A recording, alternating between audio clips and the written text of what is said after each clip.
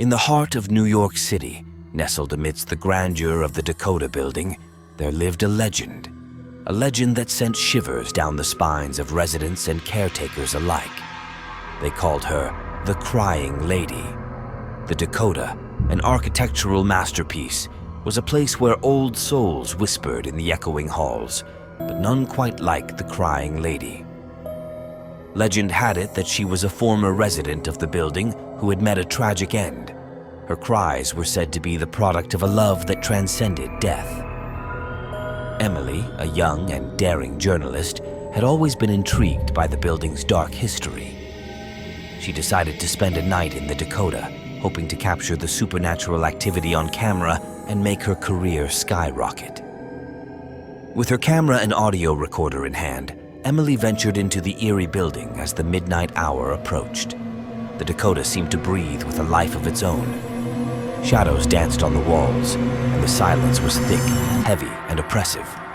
As Emily reached the corridor where the Crying Lady was rumored to appear, a chilling gust of wind swirled around her.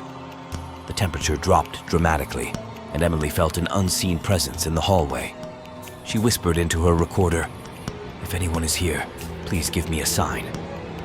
That's when she heard it, a faint, mournful sobbing. The cries seemed to come from all directions, echoing through the hallway. Emily's heart raced as she followed the sound.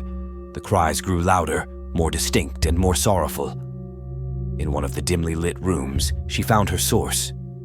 A translucent figure of a woman, dressed in Victorian-era clothing, stood in the center of the room. Her face was hidden behind a lace veil, and her cries were heart-wrenching. Emily began to film, capturing the ghostly figure, but then the Crying Lady turned to her, and her eyes pierced through the veil, revealing empty sockets. Emily's breath caught in her throat. The Crying Lady floated toward her, her cries intensifying, and her ghostly visage was horrifying. Emily stumbled back, her camera dropping to the floor, still recording.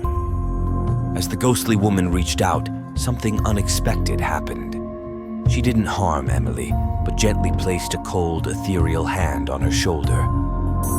Emily felt an overwhelming sadness wash over her. The Crying Lady's sobbing turned into whispers. "Find my locket. It holds the key to our release."